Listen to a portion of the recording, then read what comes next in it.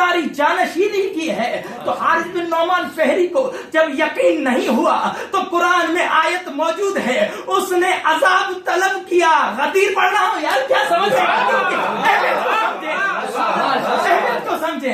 उसने अजाब तलब किया, तवज्जो है, अजाब तलब किया। उसने कहा अपनी तरफ से बना रहे हो या अल्लाह की तरफ से। इधर सरकार रिसालत में आपकी हारिस बिन नौमान फहरी को इस तरह दर्दाना शिकन जवाब दिया। मौला ने फरमाया, ए नो हारिस बिन नौमान फहरी सुन, I am not speak without revelation of God but I am speak with revelation of God. मैं अल्लाह की वही के बगैर बोलता नहीं हूँ, जो बोलता हूँ अल्लाह की वही बोलता हूँ। और अली को मौला मैंने अपनी तरफ से नहीं बनाया, बल्कि अल्लाह के हुक्म के मुताबिक मैंने अली को मौला बनाया। इधर से ये कहता हुआ हारिस बिन नौमान फहरी मैदान से चला कि या अल्लाह, अगर मोहम्मद सच्चे हैं तो मुझ पर आसमान से अजाब नाजिल कर। इसकी दुआ को कुरान ने रिकॉर्ड कर लिया और कुरान ने सूरह मारिज में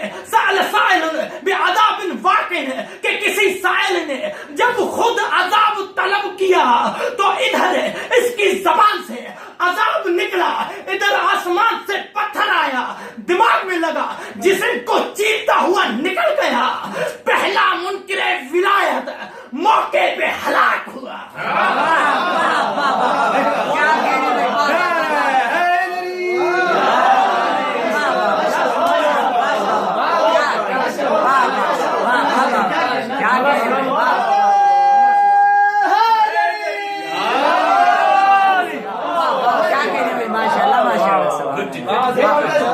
अब नतीजे की तरफ आ रहे हैं। पहला मुनकिरे विलायत, पहला मुनकिरे विलायत वो भी मैदान में, वो भी मैदान में।